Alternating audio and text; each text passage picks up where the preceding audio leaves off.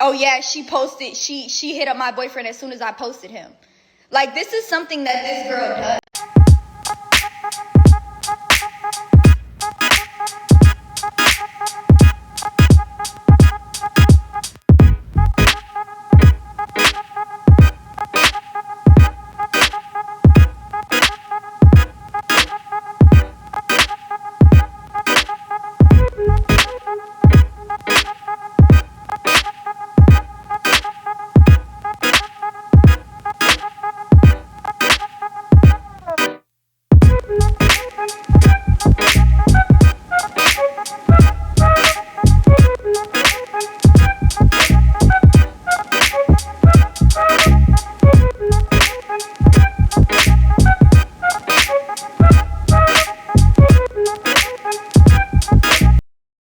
Okay, this is the only video I'm going to be posting about the situation. I'm going to take you guys from the beginning to the end and show you guys all the receipts and okay, so on her Finsta, she posted this.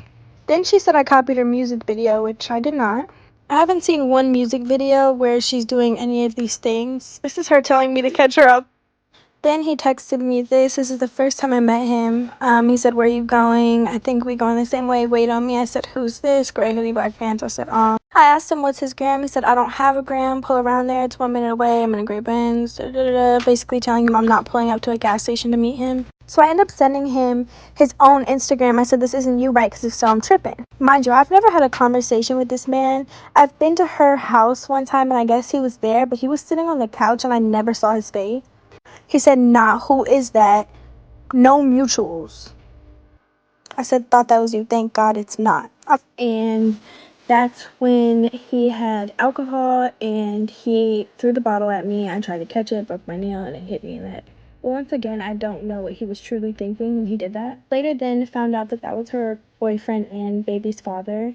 And it was just crazy and disheartening and such an ugly position to be in, especially after feelings were involved. He continuously lied to me, telling me that they were not together, that he's moving out of the house that they live in together, and that they had like no more dealings with each other and it was just business related. Sadly, I fell for his manipulative lies, and after I told him I no longer want communication with him, he continuously tried to talk to me and just put me in a very uncomfortable position.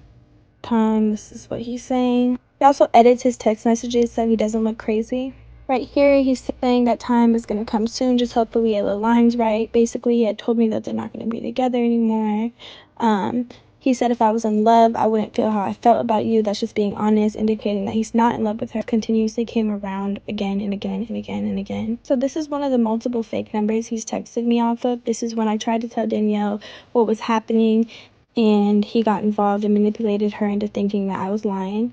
And then I told him to tell her how he's in love with me because he continuously said it to me. My response was, "Why break a heart when I can just release it?" This is me telling Danny how he threw the bottle at my head, and this was her response. It was October 17th, and he came to my house when I was getting a tattoo and took this picture because he's a weirdo. Don't deny laying on him, and mind you, he has told me multiple times at this point that they are not together. Messages, and she later on then told me that she believed me. The situation is honestly unfortunate, and it goes against my morals as a woman. My intentions are never to break a family apart. That is the lowest of the barrel. Believe me or don't believe me, that's just disgusting. Thankfully, I'm not blind to the fact that he's manipulating her or myself. He's also gaslighting the situation and trying to turn us against each other when really he was the problem from the beginning. Me and Danielle were more like acquaintances, more than anything, more than friends, etc. We hung out about 3 to 4 times. So he was well aware for 3 years that she was battling cancer, which is horrifying and disgusting. I had said stop calling me on the phone, and that's why he texted me bogus. I said what's bogus is you're trying to cheat while she has cancer. I regret even acknowledging him in the first place and letting this even become a thing. I take full accountability of the things that I did participate in. Whether I did or did not know, that's not fair to her at all. He's pushing 30 and he thinks this is okay. That is honestly scary. I hate this got brought to the media when it could have been a conversation. I understand her frustration and I hold zero resentment towards her. I'm gonna leave it at this. Take it or leave it. I love you guys.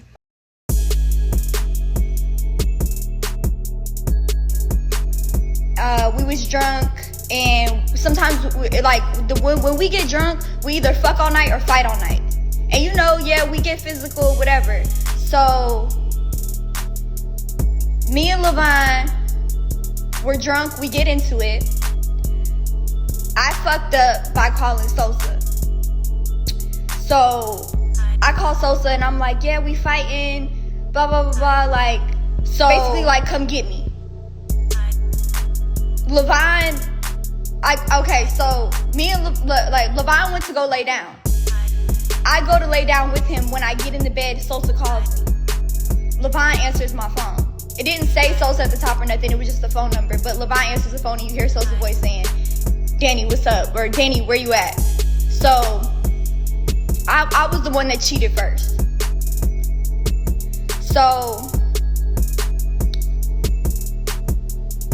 I cheated by calling Sosa from the jump. So after Levine answered the phone, he busted my lip, broke my phone. I tried to stop him from leaving, and when he was trying to close the door, I put my hand in the way, so he accidentally slammed my hand in the door. My hand was It was just a whole big thing. My teeth were loose. I'm trying to wake E up, and I'm telling E, take me to the hospital.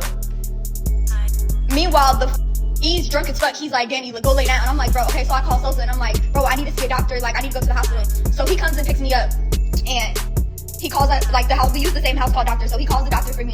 The doctor comes, looks at my wrist, makes sure my teeth aren't gonna fall out, gave me some medicine, and I go to sleep. I stayed at Sosa's house that night. This was all at like 5, 6 o'clock in the morning. So I took 2 Xanax, went to sleep, and didn't wake up till 4 or 5 o'clock. I call E's phone when I wake up, which E's Levine's best friend. And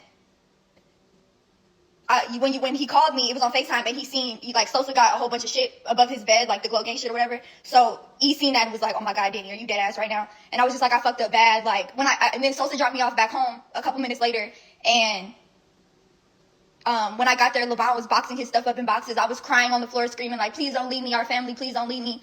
So he left his stuff. He ends up going to stay at a hotel for 2 weeks. And in these 2 weeks that he's gone, he meets Alabama. Me and Levine get back together after this 2 weeks. And I'm on Instagram. Me and E sitting in the bed, I'm on Instagram. And I click a picture of Alabama on the Explore page, and I see it says follow. And I'm like, what? Alabama follow me? So I called Talon. And I'm like, did something happen between us and Bama? Like, I'm confused. So Talon's like, oh, I had heard something about her and Levine. But she was like, I didn't even think it was serious. I thought it was just made up, so I didn't even tell you. I didn't want to work you up. So I call Levine, and I'm like, Levine, you know this bitch? Like, so I'm texting Levine. I'm on the phone with Levine, and I'm texting Bama, like, Bama, call me now. Like, what the fuck? Like, why am I hearing something about you and my baby daddy? And she's like, what? No, never. And I'm like, girl, what? Like, be real with me. So she calls me, and she's like, yeah, we met, and we exchanged numbers, but that was it. Levine didn't tell me the truth, nor did Alabama tell me the truth. So basically, like, a couple weeks later, I'm in my mom's house in Florida. And Levine not answering the phone, so I tracked the location on the car, and I see that the car is in Alabama's neighborhood. So I called Alabama, like, is Levine at your house? And she was like, no, he's not. She was like, hold on, give me 5 minutes, I'm gonna call you back. So she calls me, and she's like, yeah, my mom has it all on recording. She was like, yeah, we linked each other a couple times, but we never had sex. It wasn't like that. Oh yeah, she hit up my boyfriend as soon as I posted him. Like, this is something that this girl does. So even though Levine is in the wrong, Alabama's even wronger, because a man gonna be a man, but bitch, you call yourself my friend. Like, what the fuck?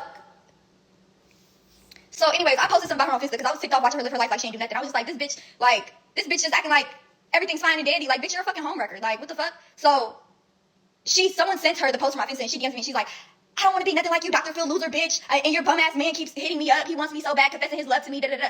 So yesterday, she sends me, was it yesterday, the day before yesterday? The day before yesterday, she sends me a screenshot of some messages with her and LV. But she deleted the messages she had sent to him, where the messages I posted yesterday, it was those messages. But Levine ended up sending me the real messages where she was like, come to my house, come see me. And Levine told me that they never even was in Vegas with each other.